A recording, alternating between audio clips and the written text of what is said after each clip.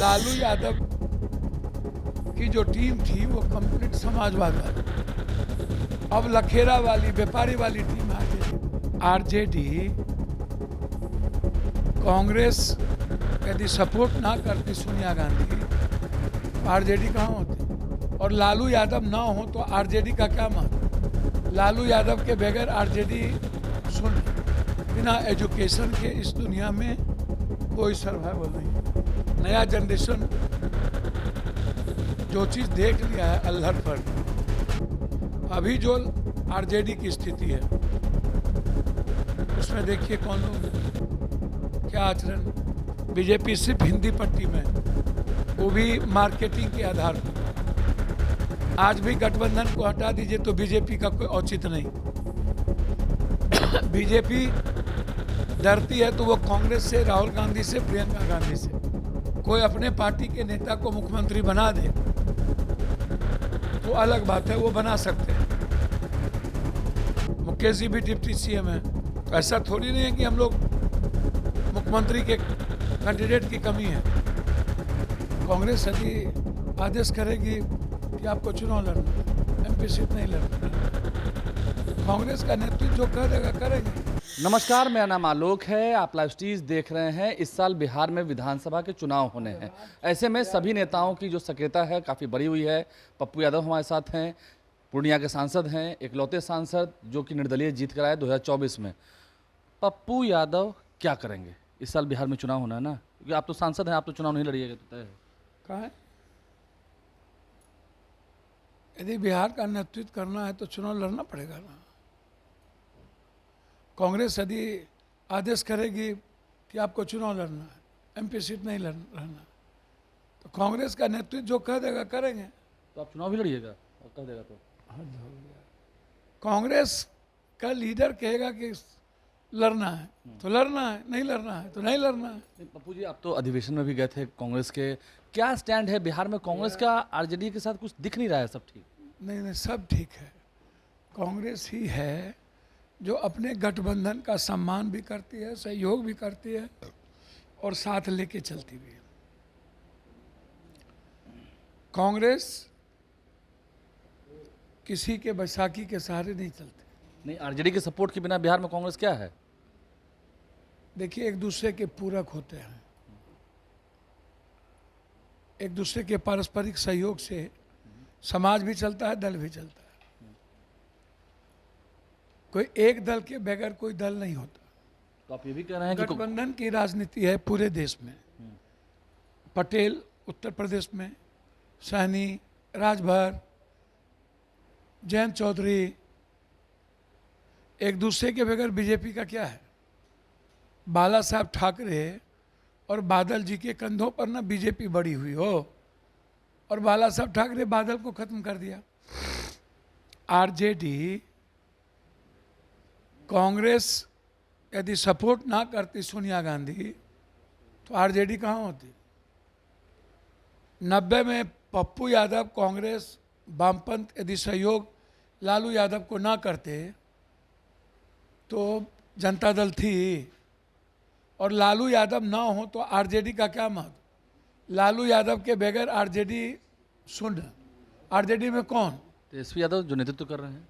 लालू यादव के बगैर कोई नहीं आरजेडी, कुछ भी नहीं आरजेडी। आप सिर्फ लालू यादव को जानते हैं आरजेडी मतलब? लालू यादव जी और लालू यादव जी की जो टीम थी, चाहे वो रघुवंश बाबू हो, चाहे रामजीवन बाबू हो, बिशन पटेल थे, या जगदानंद सिंह थे, जगतानंद भाई बाबू हों, इलियास हुसैन थे, शिवानंद तिवारी जी थे, मंगनीलाल मंडल थे।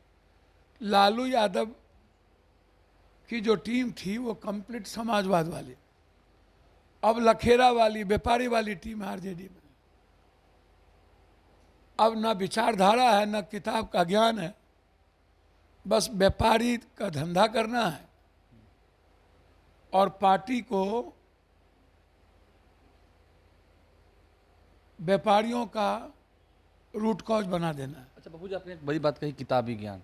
किताबी ज्ञान जरूरी है इस उम्र में, हर उम्र में? राहुल गांधी जी एक्सपर्ट और हार्वर्ड दुनिया के सबसे टॉप 2 यूनिवर्सिटी से पढ़े हुए इंसान हैं। डॉक्टर अब्दुल कलाम, राजेंद्र बाबू, नेहरू जी। आप दुनिया में भागवत जा बिना एजुकेशन के इस दुनिया में कोई सर्वाइवल नहीं है। आप इसको आप समझ लीजिए, किसी भी कीमत पर। आप ये जानिए, आप हुंठई लठेतगिरी और जाति नफरत हिंदू मुसलमान के आधार पर आप कुछ नहीं कर सकते। अब थॉट प्रोसेस बदला है। नया जनरेशन पीस लाइफ चाहता है, जीना चाहता है, मुस्कुराना चाहता है, इकोनॉमी चाहता है। नया जनरेशन जो चीज़ देख लिया है अल्हड़ पर, अभी जो आरजेडी की स्थिति है उसमें देखिए कौन लोग हैं, क्या आचरण। कांग्रेस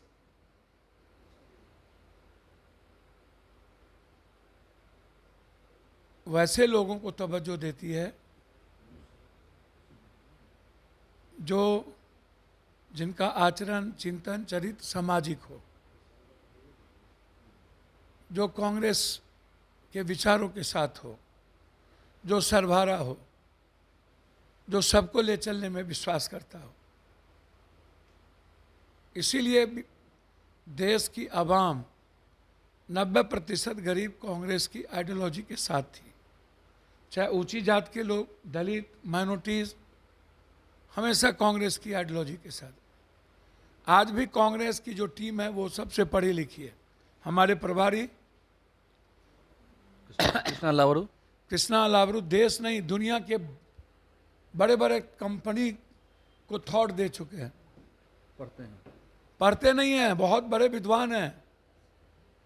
राहुल गांधी की टीम को देखिए। तो अब जो बात आप कह रहे हैं ना, कांग्रेस बिहार में अपनी पार्टी के आधार को सभी बिहार के 13 करोड़ लोगों के आवाज के साथ जोड़ना चाहती है। वही तो हम कह रहे हैं पप्पू जी, बिना आरजेडी के कांग्रेस का क्या है बिहार में? देश में बिना कांग्रेस के कुछ है? नॉर्थ कांग्रेस, साउथ कांग्रेस, उत्तर दक्षिण, पूरा पश्चिम, आज भी गांव के बूढ़े कांग्रेसी, आज भी लोगों की उम्मीद और विश्वास, सपना कांग्रेस, बीजेपी नहीं। बीजेपी सिर्फ हिंदी पट्टी में, वो भी मार्केटिंग के आधार पर। आज भी गठबंधन को हटा दीजिए तो बीजेपी का कोई औचित्य नहीं। बीजेपी डरती है तो वो कांग्रेस से, राहुल गांधी से, प्रियंका गांधी से, उसके अलावा किसी से नहीं। ठीक है, आपसे हम एक सवाल पूछेंगे। बीजेपी को कोई खत्म कर सकती है तो वो कांग्रेस। ठीक है, और हमारे नेता राहुल गांधी ने कहा कि केंद्र का रास्ता बिहार और यूपी होके है, इसीलिए बिहार कांग्रेस की जमीन थी, कांग्रेस का आधार था, और कांग्रेस बिहार से एक बड़ी पहचान थी। तेजस्वी यादव ही चेहरा है बिहार में महागठबंधन के। मैं अपने दल की बात करूंगा। हाँ, आपके ही दल की बात बता रहा हूँ। वो मेरा कांग्रेस, इंडिया अलायंस में है ना आप लोग, हम इंडिया अलायंस की बात तो वो हमारे नेता बताएंगे। अभी तो वो कह नहीं रहे हैं कुछ। तो भैया जब हमारे प्रभारी ने जो बात कह दी, आप समझ लीजिए वो ब्रह्मवाक है, इसको आप समझ लीजिए। कोई अपने पार्टी के नेता को मुख्यमंत्री बना दे तो अलग बात है, वो बना सकते हैं। मुकेश जी भी डिप्टी सीएम है, हर आदमी को अधिकार है, महत्वाकांक्षा देखते हैं। तेजस्वी यादव का साथ देंगे चुनाव में इस साल बिहार विधानसभा चुनाव? अच्छा, हम पार्टी से बंधे हैं ना। जब हमारी पार्टी गठबंधन के विश्वास के साथ चलेगी और जो पार्टी के नेता का निर्णय होगा, तो पप्पू यादव उससे अलग कहाँ है। हम इंडिया गठबंधन को मजबूत करना चाहेंगे, हम चाहेंगे जो बिहार की दुर्दशा हुई है डबल इंजन की सरकार से, बीजेपी ने जो खंजर भोंका है, पीठ में छुरा भोंका है, बिहार में जो बीजेपी ने सौतेलेपन का व्यवहार किया है 2014 से लेकर आज तक, वह बीजेपी को बिहार में कोई जमीन ना बचे। ठीक है, आप बताइए ना, एक सवाल है कि इंडिया अलायंस का बिहार में नेतृत्व करता कौन है? Collective leadership. कोई फेस बताइए ना ऐसे। नहीं, कलेक्टिव लीडरशिप। सभी दल के अपने अपने नेता कलेक्टिव विचार के साथ चलेंगे। कोऑर्डिनेशन कमेटी के तो अध्यक्ष बनाए गए, लेकिन फेस तो अच्छी बात है। फेस तो वही है ना। एक कोऑर्डिनेशन कमेटी का मतलब होता है सबको कोऑर्डिनेट करके बुलाना, मीटिंग करना, चीज़ों को एक बेहतर बनाना।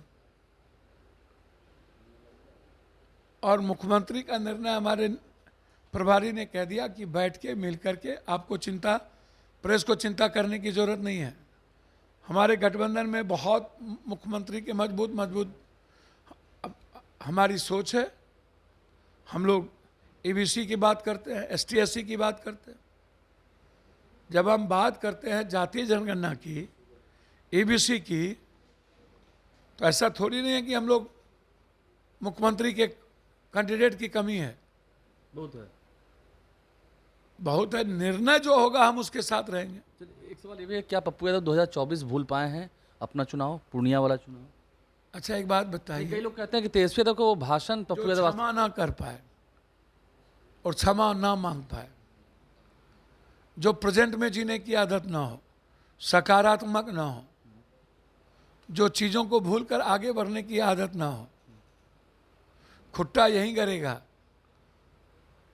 हम परंपराओं में फंसे रहें और हमारा अहंकार का विसर्जन ना हो, तो फिर हम मनुष्य थोड़ी हैं, फिर हम जानवर हैं। तो आप सब भूल गए सर, सवाल ही नहीं उठता किसी बात को याद रखना। जनता नहीं भूलती है, पप्पू यादव भूल जाते हैं, और हमें भूलना भी चाहिए। वह परिस्थिति कुछ और थी, और मुझे लगता है बिच्छू काटता रहता है, साधु माफ करता रहता है। संत का काम है माफ करना। बिच्छू की प्रवृत्ति है काटना, बिच्छू की नेचर है, प्रवृत्ति वही काटना। हाँ, प्रवृत्ति, और वो अपनी प्रवृत्ति नहीं छोड़ता है। आगे भी हमें नहीं लगता कि नेताओं की जो प्रवृत्ति होती है, एक दूसरे के साथ ईगो, कॉम्प्लेक्स, कमजोर नेता हमेशा दूसरों से कॉम्प्लेक्स करते हैं। जो मजबूत होंगे वो किसी की चिंता नहीं करेंगे, सबको साथ लेके चलेंगे। जो कमजोर होंगे वह अकेला चलना चाहेगा, और मजबूत आदमी को कभी साथ लेना नहीं चाहेगा। हम सबको साथ लेके चलना चाहेंगे। एक सवाल में जवाब, अंतिम सवाल है मेरा। विधानसभा का चुनाव होना है, नेतृत्व दोनों तरफ से है। एक सवाल, नीतीश या तेजस्वी? बहुत क्लियर हैं। हम इंडिया गठबंधन को मजबूत करेंगे और बिहार से 2029 का रास्ता तय करेंगे और कांग्रेस के नेतृत्व में सरकार बनाएंगे। कांग्रेस के नेतृत्व में सरकार बनाएंगे। देखिए, पप्पू यादव का ये बड़ा बयान निकल के आया सामने में। कहीं ना कहीं जो साधु की बात कही है, जो प्रवृत्ति की बात कही है, जो कल्चर बदलने की बात कही है, और तेजस्वी यादव को लेकर उन्होंने क्या कहा है हमने आपको सुनाया है। जो डंक मारते हैं, जो जहर फैलाते हैं, उनका काम है जहर फैलाना, वो डंक मारते रहेंगे, काटते रहेंगे। हमारे चैनल को सब्सक्राइब कर लें, साथ साथ फेसबुक पेज भी लाइक करें। धन्यवाद।